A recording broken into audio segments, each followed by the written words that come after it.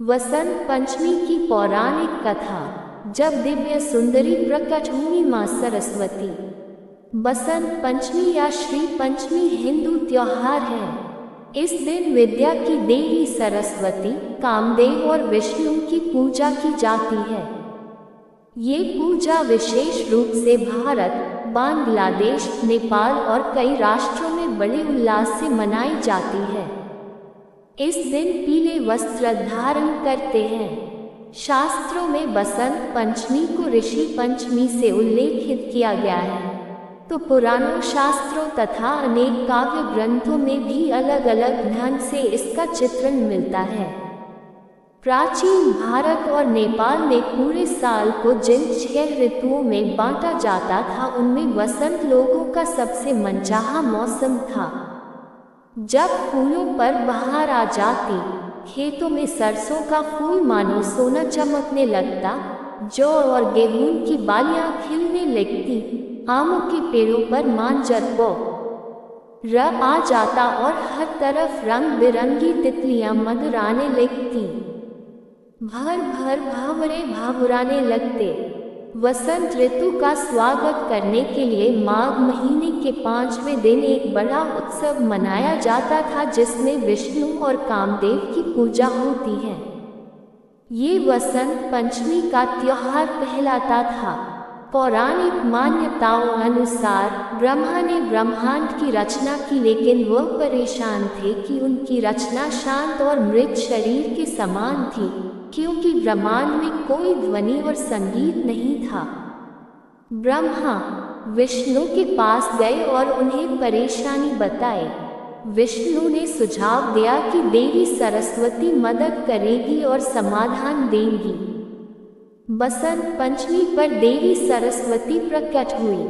ब्रह्मा के अनुरोध पर उन्होंने वीणा से ब्रह्मा की रचना को जीवन दिया। उन्होंने वीणा बजाना शुरू किया तो पहला अक्षर सा निकला, जो संगीत के 7 स्वरों में पहला है। इस प्रकार ध्वनि रहित ब्रह्मांड को ध्वनि प्राप्त हुई। इससे ब्रह्मा प्रसन्न हुए और उन्होंने सरस्वती का नाम वागीश्वरी रखा। उनके हाथ में वीणा होने से वीणा पानी भी कहा जाता है। तब ब्रह्मा जी ने इस समस्या के निवारण के लिए अपने कमंडल से जल अपने हथेली में लेकर संकल्प स्वरूप उस जल को छिड़कर भगवान श्री विष्णु की स्तुति करनी आरंभ की। ब्रह्मा जी के किए स्तुति को सुनकर भगवान विष्णु तत्काल ही उनके सम्मुख प्रकट हो गए और उनकी समस्या जानकर भगवान विष्णु ने आदिशक्ति दुर्गा माता का आह्वान किया। विष्णु जी के द्वारा आह्वान होने के कारण भगवती दुर्गा वहां तुरंत ही प्रकट हो गई। तब ब्रह्मा एवं विष्णु जी ने उन्हें इस संकट को दूर करने का निवेदन किया। ब्रह्मा जी तथा विष्णु जी बातों को सुनने के बाद उसी क्षण आदिशक्ति दुर्गा माता के शरीर से श्वेत रंग का एक भारी तेज उत्पन्न हुआ, जो एक दिव्य नारी के रूप में बदल गया। ये स्वरूप एक चतुर्भुजी सुंदर स्त्री का था, जिनके एक हाथ में वीणा तथा दूसरा हाथ में वर मुद्रा थे। अन्य दोनों हाथों में पुस्तक एवं माला थी।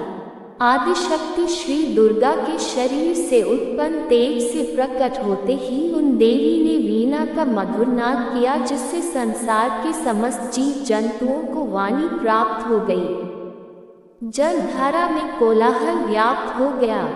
पवन चलने से सरसराहट होने लगी।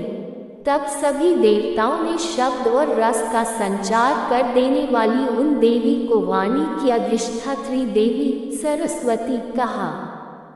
फिर आदिशक्ति भगवती दुर्गा ने ब्रह्मा जी से कहा कि मेरे तेज से उत्पन्न हुई ये देवी सरस्वती आपकी पत्नी बनेंगी। जैसे लक्ष्मी श्री विष्णु की शक्ति है, पार्वती महादेव शिव की शक्ति है, उसी प्रकार ये सरस्वती देवी ही आपकी शक्ति होंगी। ऐसा कहकर आदिशक्ति श्री दुर्गा सब देवताओं के देखते देखते वहीं अंतर्धान हो गई। इसके बाद सभी देवता सृष्टि के संचालन में संलग्न हो गए। सरस्वती को वागीश्वरी, भगवती, शारदा, वीणावादिनी और वाग्देवी सहित अनेक नामों से पूजा जाता है। ये विद्या और बुद्धि प्रदाता है। संगीत की उत्पत्ति करने के कारण ये संगीत की देवी भी हैं। बसंत पंचमी के दिन को इनके प्रकटोत्सव के रूप में भी मनाते हैं। ऋग्वेद में भगवती सरस्वती का वर्णन करते हुए कहा गया है, प्रणो देवी सरस्वती वाजभिर्वजनीवती धीनामनित्रयवतु, अर्थात ये परम चेतना है। सरस्वती के रूप में ये हमारी बुद्धि, प्रज्ञा तथा मनोवृत्तियों की संरक्षिका है। हम में जो आचार और मेधा है उसका आधार भगवती सरस्वती ही है। इनकी समृद्धि और स्वरूप का वैभव अद्भुत है। पुराणों के अनुसार श्री कृष्ण ने सरस्वती से प्रसन्न होकर उन्हें वरदान दिया था कि वसंत पंचमी के दिन तुम्हारी भी आराधना की जाएगी और तभी से इस वरदान के फलस्वरूप भारत देश में वसंत पंचमी के दिन विद्या की देवी सरस्वती की भी पूजा होने लगी, जो कि आज तक जारी है। कहानी कैसी लगी कृपया कमेंट करके अवश्य बताएं। वीडियो को लाइक शेयर अवश्य करें। नई कथाओं के लिए चैनल को सब्सक्राइब करें। आपका साथ और सहयोग हमेशा बना रहे। राधा रानी की कृपा आप सभी पर बनी रहे। धन्यवाद। राधे राधे।